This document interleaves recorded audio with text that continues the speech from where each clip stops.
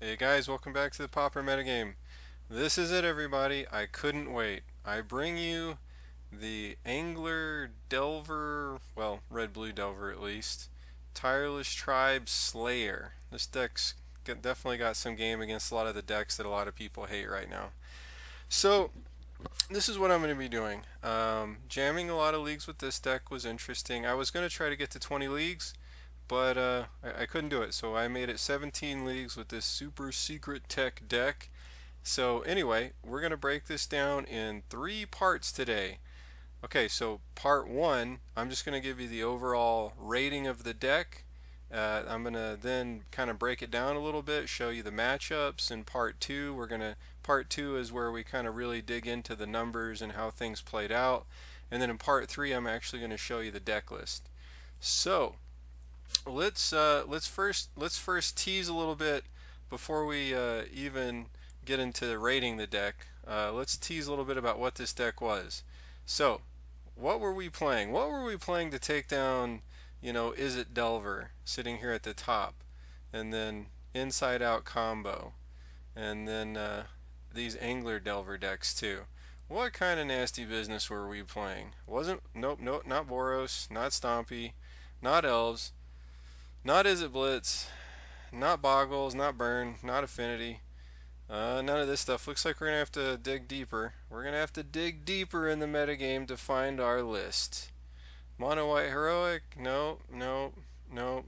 Mono Green with, nope, nope. No, Slivers? Nope, nope. Still some kind of wonky combo deck? No, no, not that. Tortured Existence? No. No, still not that.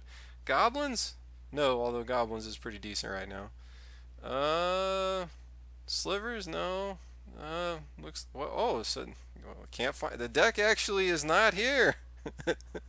At least not. At least not the iteration that we were working on. So, what was the deck? The deck was. Let's see here. Let's bring this up. Good old-fashioned mono green Tron. I know, not very exciting. And the other funny thing about this is apparently this has fallen so far out of favor. Understandably, it is a little bit. It's a pretty fair deck actually. I know that's a weird thing to say when you're playing Tron that you're doing something fair, but the deck is mostly pretty fair. What's interesting is like say let's say you can't find a deck. Another way you can try to locate it on Goldfish is to search by a key card that's played in the deck that's not played in anything else. So for example, Fangren Marauder doesn't see a ton of play in a lot of other Tron lists. So let's search for Fangren Marauder on MTG Goldfish. Alright, now let's go and okay, we only have one list that it pulls up. And this is definitely not our list. It's not necessarily a bad list. Might be worth trying out. Rolling Thunders or Pretty Spicy Include might be just what the deck needs. So something like this, might even be better. There's also some Mole Drifters and some other spicy inclusions in here, which certainly look interesting. But that's not what we were doing. That's not what we were after. So now that we know the deck, let's get to the overall rating. So I jammed 17 leagues. I never once went 5-0, so this cannot be a top tier 1 deck. Not only that, but it couldn't even make my baseline net ticket goal. So the baseline net ticket goal for any deck to at least get a B rating is, and by the way, these are A, B, C, D, and F. So D is barely failing, F is an ultra fail, C is just kind of barely passable, B is where we're hitting what I call my baseline net ticket goal, and A is surpassing the baseline net ticket goal by a reasonable margin. So let me break that down for you. The way I grade decks in leagues is again on this baseline net ticket goal, and the way that I'm able to establish this goal is by saying over the long haul I want to be able to average a 3-2 result. So maybe sometimes I go 2-3, but you more than make up for that by going 4-1 and that kind of thing. And so in this particular case, if you go 3-2, right now I'm able to sell treasure chests for 2.5 tickets each. So playing 17 leagues, we just multiply 17 by 2.5 because that's how many leagues I played. And so my baseline net ticket goal for this deck would be 42.5 tickets. That's just basically pulling down 2.5 tickets per league that I play in. However, we did not get there. Our net total tickets was 20 tickets. So we didn't lose tickets. We actually made a little more than just a smidge over a ticket a league that we jammed. But we also didn't even make it to halfway to our. We're actually hitting less than my baseline net ticket goal. Now, we didn't lose tickets, so it's not a D, and we didn't lose massive tickets, so it's not an F. But it's definitely not A, and if you don't hit the baseline net ticket goal, you're not even a B deck. What does that leave us? It's a C, and I'm going to call it a C plus. A C minus is when you're just kind of barely net positive. This is, clearly, one ticket a league it's C plus. That's what that is. So this is a C plus deck for jamming in leagues. So why in the world would I waste your time really going deep on a C plus deck? Because there's also the weekend challenges. And if you're one of those people who feels like the winners tables, as it were, in the Pauper Challenge are just filled with Red Blue Delver, Blue Black Angler, Tireless Tribe combo decks, well, I only was in 17 leagues and 85 matches played. I ran into Tireless Tribe combo all of twice. So if you think everybody out there is just playing Tireless Tribe combo like crazy, well, actually you're crazy. But the 2 times that I faced it, I defeated it handily. It didn't even feel close. So I pulled down both of those matches, never lost to Tireless Tribe combo. And against Red Blue Delver, I went 4-0. And I just crushed their soul. One of the games, or one of the matches I played against Red Blue Delver, we did go to 3 games, but in the 3rd game, they basically played out their entire deck. They had like a couple of cards left in hand and a few cards, like 3 cards in their library or something like that. I basically just grinded them to the nub. And you might not think that's possible with a super value grindy deck like Red Blue Delver, but when you are playing a deck like Mono Green Tron, you're going to assemble Tron very quickly, which means you're going to have a reasonable chance to out-tempo them. And we just come out the gate fast. And the crazy part is, even if the game goes long, we can still play a grindy long game with them too. So that's pretty absurd. Now the other thing is, against Blue Black Angler, we went 6-1 in terms of our total matches. And the one loss I had, I think, was on me. I believe I screwed this up enough that I would have had a chance to win if I'd played a little more technically proper. So that could have been 7-0. This deck has an excellent matchup against Blue Black Angler. So basically, these decks that typically jam Augur of Bolas, we have a really nice matchup. Now there is a caveat, which is against Mono Blue Delver, I was 0-3. I did not ever beat Mono Blue Delver, and I lost 3 matchups. So you might wonder, what in the world is the difference between playing Red Blue Delver and Mono Blue Delver? The difference is that when we go up against Mono Blue Delver, they actually have more bounce effects to deal with our big fat creatures, so they can just tempo us out. And when I was playing Delver, they just tended to jam, gosh, I want to say, I don't know how many of these games, but man, something absurd. I want to say that they jammed a Delver on turn 1 or turn 2 in like 6 or 7 of the games that we played in these 3 matchups. It was pretty crazy, and they just rode that tempo out a lot, and we just could not come back. So I would say the sideboard will have to be more thoroughly tweaked to just have a better game against Mono Blue Delver. Next up, though, the thing that makes this deck so fair is against Stompy, we had 3 wins and 2 losses, just a little better than 50-50. Against Affinity, we had 2 wins and 3 losses, a little bit worse than 50-50. That might be something that surprises you, considering that we're running Fangren Marauder, and it's a card that costs 6 mana. It's a 5/5. It says whenever an artifact goes to graveyard, gain 5 life. The reason that doesn't always bail us out is because sometimes we don't draw a Fangren Marauder. Sometimes it comes down too late, and they've already combo killed us with, I'm trying to the Atog, yeah. Elves, we cannot beat elves for crap. They just explode and murder us too quickly, and they have a reasonable long game too. And we just don't have the proper answers. Although I think some sideboarding could be done to improve that matchup as well. Boros Monarch, 2 wins, 2 losses, straight up 50-50 matchup. And that feels about right too. And by the way, I realize that these are relatively small numbers, so you have to take it with massive, massive, huge rock salt, not even little tiny grains of salt, huge, massive rocks of salt. But nonetheless, at least it's some information, some experiential information, and I feel like these outcomes actually feel about right. I don't think there's too many of these matchups where I just felt like I was getting so absurdly unlucky that or screwing it up to such a large extent that these results aren't fairly representative. Nor do I feel like most of the time where I was getting super lucky or my opponent was just terrible. Against now this is something you might not expect. Against the blue whatever Tron decks that I went up against, I won 2 matches and lost 0 matches. And again, this might surprise some people, but a lot of these blue X Tron lists rely on red burn removal with maybe just 1 or 2 Doomblades spiced in there. And I've got so many big fat creatures I'm able to jam at them that they just typically don't have the right removal package to be able to deal with that. So this actually feels about right. Against Heroic, 3 wins, 2 losses. I might have been marginally overperforming here. Maybe it should be more like 2 wins, 3 losses. But this is basically about a 50-50 matchup. Boggles is terrible.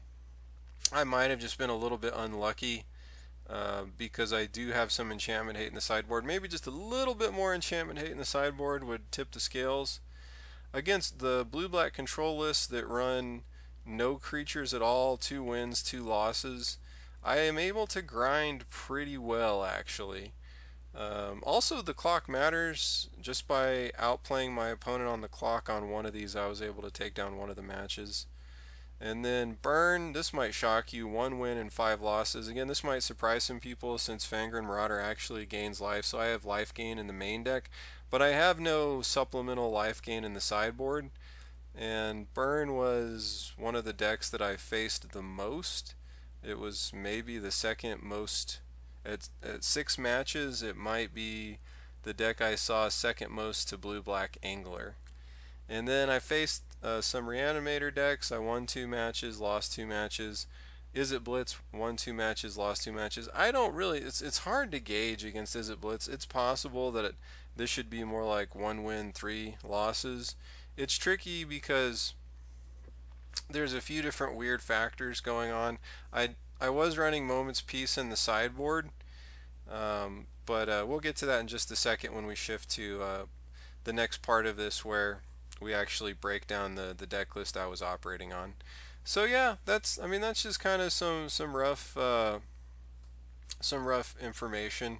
So next up, let's shift to the next part of this where we actually break down the deck list. So here's our list. I had to put this together from scratch because, like I was showing you on Goldfish, you can't even find a list, a proper list to work from. Well, that one list that was there with the red for the burn, that's actually probably not bad, and it may very well even be better than this. However, that list wasn't running the crop rotations, and I don't know, like it might be all right actually. It may just be perfectly fine to play this with red, so you actually have some more mass removal options with the red. But anyway, the list we're running, basically we've got our full set of Tron lands, so that's 12 lands. I ran 1 Tree of Tails. The reason for running a Tree of Tails here is because I could crop rotate it and gain 5 life from the Fangren Marauder since the Tree of Tails is an artifact land. I ran 3 Slippery Karsts. This is just to have some other green sources, but also being able to cycle them out. Since this is Pauper, we can actually get away with running no basic lands. There's nothing like Ghost Quarter or anything like that in this format, so it's actually perfectly fine to run 0 basics if you're not running any fetch lands or anything like that. Then we had 1 Bojuka Bog, which is pretty sweet. Also, we can crop rotate at instant speed into Bojuka Bog, which some people don't expect, so that's kind of fun to munch someone's graveyard at a nice opportune moment to get some value. We got 2 Haunted Fingraphs, so we're able to... Haunted Fingraph is a land that you can pay some mana, sacrifice it, and you can actually get a creature back from your graveyard. That's kind of cool. And then we've got quicksand. Quicksand is the reason that one of the reasons we're able to just absolutely destroy blue-red Delver and tireless tribe decks. So one of the important takeaways from this video for everybody out there is a deck that can utilize quicksand really well is going to have a pretty good game against Izzet Delver and tireless tribe. Now there's a caveat to that. One of the reasons I specifically was running this heavy mono green list, just this pure mono green list, was so that I could get the maximum number of tutor effects that could comfortably be jammed in here. Now I am only running 3 crop rotations instead of 4. As I was playing it, 3 just kind of felt right. 4 felt like just a little too much. But nonetheless, we've got 3 crop rotations. We've also got our 4 expedition maps, and we've got 4 ancient stirrings. So crop rotation is just a 1 mana, sacrifice a land, go get another land. So it's basically a tutor for lands. Also puts it directly into play, not in your hand. Expedition map, basically pay 1 to play it, pay 2 sack it, go get a land, put that land in your hand. So this is a tutor effect for lands. And then ancient stirrings, just like a ponder, but even better. Pay 1 green, look at the top 5 cards of your library, and in this particular deck, in the entire time I played this, in 85 matches, I never once missed with ancient stirrings. I never looked at the top 5 cards of my deck and was like, well, it looks like I'm not going to be able to take anything. The reason for that is everything in the deck is either a land or colorless except for the crop rotations, the ancient stirrings, and the Fangren Marauders. So I literally only have 11 misses in the entire deck, and so that's just not very many. And considering you would be playing the ancient stirrings when you're checking this, that means there would, even with a full deck, there's only 10 misses in the deck. So it's pretty statistically unlikely to ever completely whiff when you play an ancient stirrings, which is pretty cool. So anyway, you just look at your top 5 cards, and you can put an artifact, a land, a colorless creature in your hand, and go from there. So that's a lot of consistency in assembling the Tron pieces, and it did feel mostly consistent. There's still some games where you don't get your Tron together quickly enough because there's so many aggressive decks out there that if you don't hit Tron on turn 3, a lot of times it's just game over, and even then it can still be game over. And that just is part of the game. We also, since we're we've only got the 1 tree of tails with the 3 slippery karsts, we're mostly colorless on our lands. And again, this is the synergy with the quicksand with the deck is we have a lot of stuff in this deck that's colorless, so we can afford to play more colorless lands like quicksand. If you're playing something like a 5-color Tron list, you're really stretching it when you start adding more additional colorless lands besides the Urza's package. You kind of need colored mana to make everything work properly. But with a straight mono green list with a lot of colorless stuff, adding the quicksands and the haunted fingraphs and the Bojuka Bog and all this is just fine. It's most of the time. Every once in a while there will be problems with mana, but it's fairly rare. We also have the prophetic prisms and a couple of chromatic spheres and 4 chromatic stars to smooth out our mana. I didn't really feel like I even needed to run the full 4 package of chromatic spheres. And then of course we could even use an expedition map if we've already got our Tron online. We could always get a Tree of Tails if we really need to. Alright, so the next tech here that makes our deck so good against Blue-Red Delver and against Blue-Red Delver and Tireless Tribe combo is Serrated Arrows. Serrated Arrows is just kind of almost an auto win against Tribe combo decks. They just cannot win when you have Serrated Arrows in play. They're just forced to do really horrible, terrible lines of play. The best thing they could do is if they have a bounce effect to bounce your Serrated Arrows, that'll work, and then when you go to replay it, they counterspell it, or the problem is, like, even if they bounce your Serrated Arrows at the end of your turn, and then they play their Tireless Tribe, they have to have another counterspell, because when you replay the Serrated Arrows, you'll still just kill the Tireless Tribe, because generally they don't have ability to give it haste. So yeah, between Quicksand and Serrated Arrows, you just really really beat up on Tyler's Tribe. Also, an important note here is while it's easy to go on autopilot and always be using your expedition maps and your crop rotations to assemble Tron, when I go up against the Tireless Tribe decks, I don't really care about getting my Tron together. I'll get it together sooner or later. The first thing I want to do is get a Quicksand in play. So I will tutor for a Quicksand using my land tutor packages. And once the Quicksand is down, that buys me enough time to get the Serrated Arrows, because Quicksand is also something that generally the only answer that tribe combo decks has for Quicksand is Gigadrouse. And they usually run it as like a one of, so there's a pretty good chance they're not going to have that answer really early in the game. And then when you have Quicksand and Serrated Arrows out, it's just a beating. They just can't win. And then of course Serrated Arrows is also really good against fairies. So basically, one of the reasons we do struggle with Mono Blue Delver is because they run the Spire Golem, which is a 2/4 flyer, whereas Blue Red Delver has a lot of 1 and 2 toughness things. Other than the Augur, everything's just 1 or 2 toughness. So that makes that fairly easy. The self-assembler was really nice. And by the way, I just kind of threw this list together, so I'm sure it could be improved here and there, and you can try your own thing. But the self-assembler, 5 mana 4/4, when it comes into play, you can tutor up another self-assembler, and so you can chain them out pretty well. And with the Urza mana, they come down reasonably quickly. You can sort of do your own impersonation of an affinity deck by just, if you assemble your Tron on turn 3, and then you just start jamming 4/4s every turn like you're some kind of affinity deck. The Fangren Marauder is just kind of nice. It helps you to gain life, and that really helps a lot against a lot of the aggressive decks out there. The Wretched Gryphs are pretty sweet. Also, these help against the Delver lists and whatnot, because having a flyer in play helps.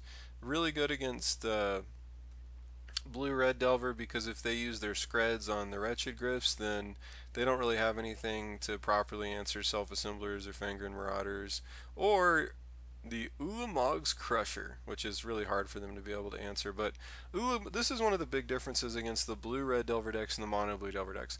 Usually, if I manage to jam an Ulamog's Crusher against the Blue-Red Delver list, that's just game over. Most of the time, they're just not coming back from that.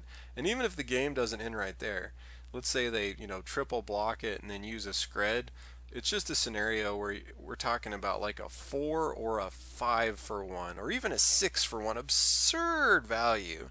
So even if the game doesn't end, it's almost just an inevitability at that point. Whereas against Mono Blue Delver, they usually have cheap bounce effects, and you play it, you spend your 8 mana, jam an Ulamog, and they just send it back to your hand and keep beating you in the air. So that's a little bit of an issue.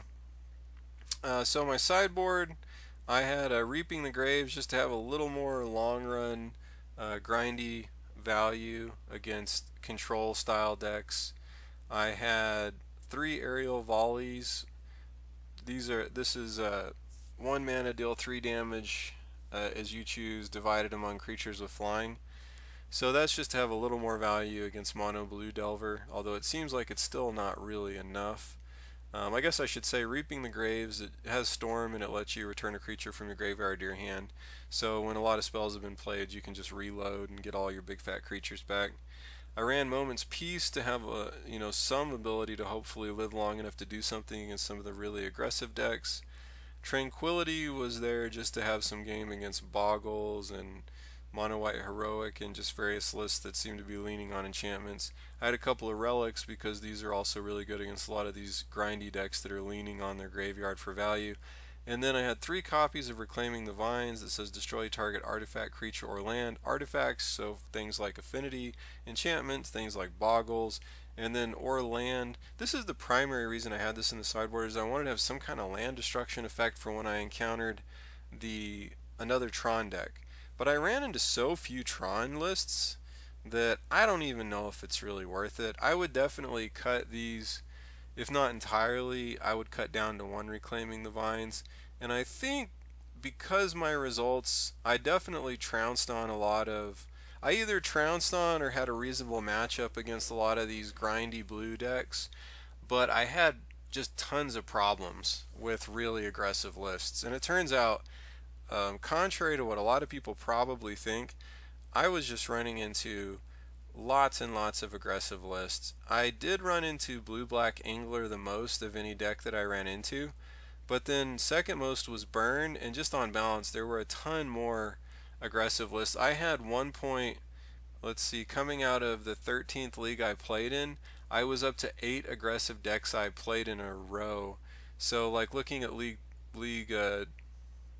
12 and 13, we had white green boggles, Izzet blitz, affinity, and then blue black angler, burn, mono blue delver, blue black angler. So let's see. Oh, maybe we gotta. I don't know. I've apparently I may have put my note in the wrong place because that doesn't seem. But anyway, there's a ton. I mean, the fact that I only ran into in 85 matches, I only ran into 3 mono blue delver lists, 4 red blue delver lists, 2 tireless tribe combo lists. I think a lot of people feel like delver lists and tribe combo lists are just the entire meta. And as far as the leagues go, this couldn't be more wrong. I mean, there's just boatloads of aggressive decks out there. I don't know if I ever jammed a single league where I didn't run into some kind of really fast combo or super hyper aggressive list. It was just tons of that stuff. There were definitely leagues where I only ran into really aggressive lists, but I don't even think I had any leagues where I just ran into, slow dirtily decks the whole time that are playing, or tempo decks, or dirtily and tempo decks. So basically, this notion that preordained dominates the format, frankly, it's a bunch of nonsense. Now, let's say you take this deck into a challenge, which is one of the reasons I want to talk about this deck. You take this deck into a challenge, going all the way back to earlier when I was saying, why would I bring you this deck if it's only a C plus deck? Well, there's 2 reasons. Number one, if you just absolutely hate blue red delver, tribe combo, and blue black angler, if you just hate those kind of decks, you can just jam this deck just to kind of be a metagame shifter, just to punish those decks if you don't like them.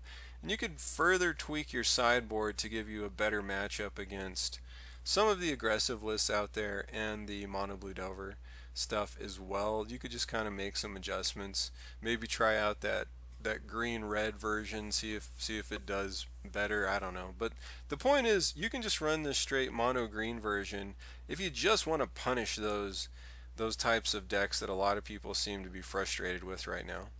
So that's one thing. The second thing is, if you're going to go into a challenge and you think that the top 8 is just going to be filled with red blue delver and tireless tribe and that kind of nonsense, then if you could just kind of, go 4-2, let's say you somehow manage to squeak a 5-2 finish and then just kind of barely get into the top 8.